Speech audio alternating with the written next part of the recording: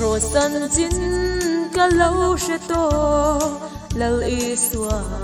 na tuar na chu ti sa chiam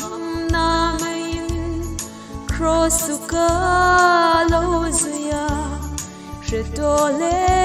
chiang tok toa ka lâu win ai lain la rau soi fia na lâu chuan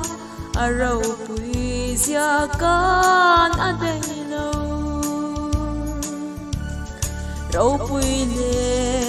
lim an cross ka lau zuia she om le tuar na te lo suan ka lal le alang fia lo king lama tuar na lo chuan cross sa in can bet siang what made it cross ena ka lo hlimin ka lal mel alang fia lo mo tura min hual na e may mo alo ni si sia le tra siat na thei ra chu a om it lang tur lut lan na eng moi taka eng chung hian lut lan ngal mai ro rau pui le hin an cross ka lau zuia she om le tuar na ka lo chuan ka lal mel alang fia lo king lama tuar na lo chuan cross sa in can bet siang what made it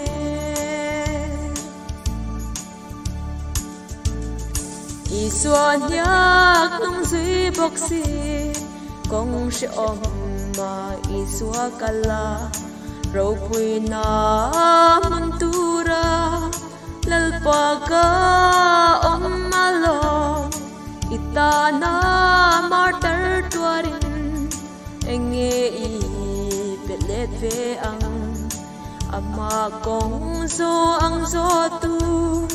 rin eng lai po in adu che rau pui ne lim dan cross ka lau zuia she om le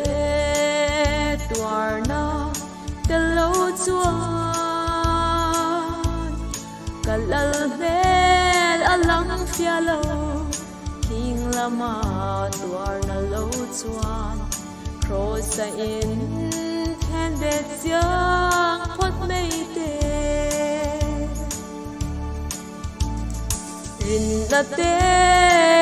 rau te tuar sil na hoài sen na te do thei na in ngai thom na lal i xua ma ngai na te bon lama kan om dan le kan ru rua kan ngai tua ten lal i xua kan tilomin nang ma a chiang tok to em rau pui le lim nan cross ka lau zuia she om le tuar na te lo chuan ka lal mel alang fia lo king lama tuar na lo chuan cross sa in can bet siang what made it